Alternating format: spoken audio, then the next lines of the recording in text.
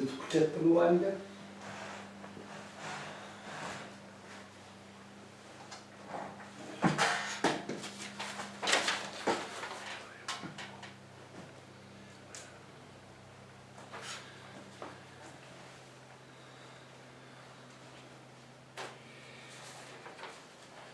Enlikte ikinci siyem hürmetlik vatandaş. Bugün Çislak 2023 yıl 5. ayının 5. günü yaptığı cuma. Endilik vaziyetli körsünüz yukarı vaziyetin başkasındaki intayin sezgör. İntayin sezgör vaziyet vatandaşım. İşte ne perdeyle haberde neydi sağlam bulmayan kişi.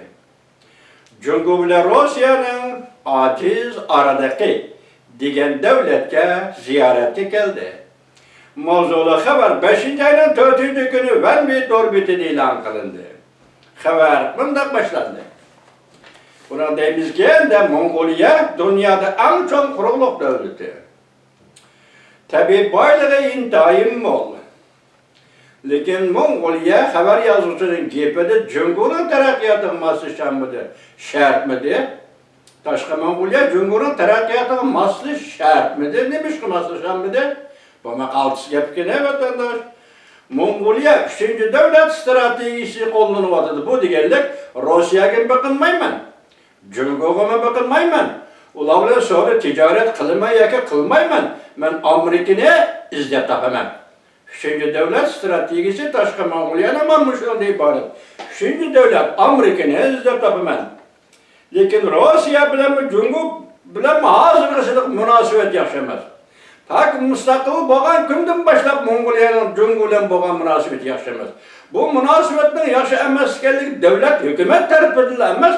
Taşkı Mongolia'da furalarının işki kısmı da intayin dehşetlik. Xitay göçmenlik degende Mongolların hareketinden, sözüden, faaliyet ve iddiasından hiç kim çıkarıp degen emez vatandaş.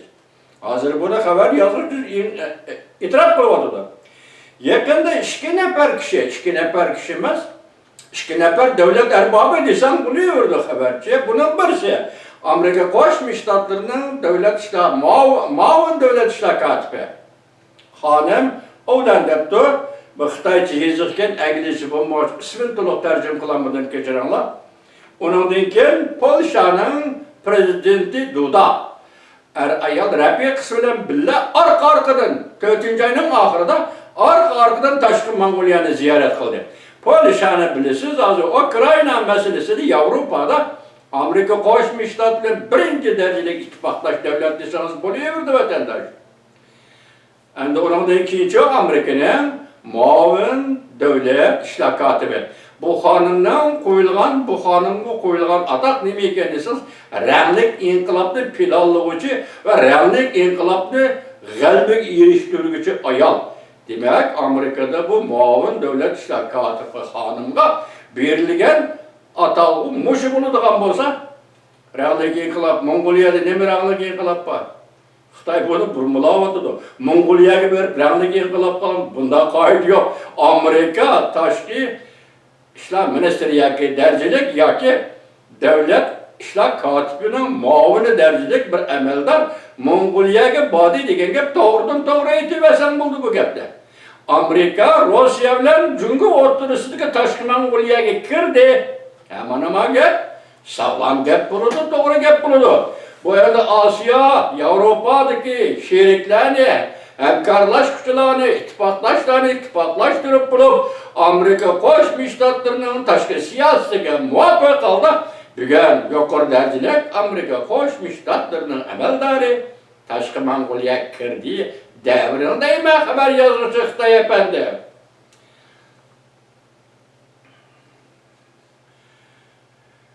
Konkret, mesela Muşula, Meli Duda, Polşa prezidentinin Mongolia'nı ziyaret kılışı, ya ki Amerikalı hanım, emeldar, ya ki devlet iştakatı, Mao'nun devlet iştakatı ve onların Mongolia'nı, Taşkı Mongolia'nı sözleşkende konkret, nimi sözler bulundu, mavzu nime? Bu doğru diyamet bu at, ya ki Taşkı'ga hiç kandak bir haber çıkmadı. Bunun da korksunuz buldu Cumhur'da efendi. İntihai mehbi degen gibi hiç kandak haber verilmedi. Taşqarı dünya bilmeydi o değil. Lekin o kadar kobulanın Taşqı Mongoliyanın devlet prezident, başlığı devlet prezident bilen sözleşken sözlerinin bir vasıta Cumhur'a hem Rusya'ya bağlı geldiğini hiç kim inkar kılamaydı o değil. Çünkü Rusya Ukrayna frontunu yenilevatırdı. Hazır Bakhmut'ta taşlap Wagner Bakhmut'ta taşlap yani Bakhmut'ta Rusya devlet müdafisi armisi koluğu verip Wagner bugün Bakhmut'tan çıkıp gitti. Ukrayna armisi şiddetli hücum kıldı Bakhmut şehriye ve onun etrafı.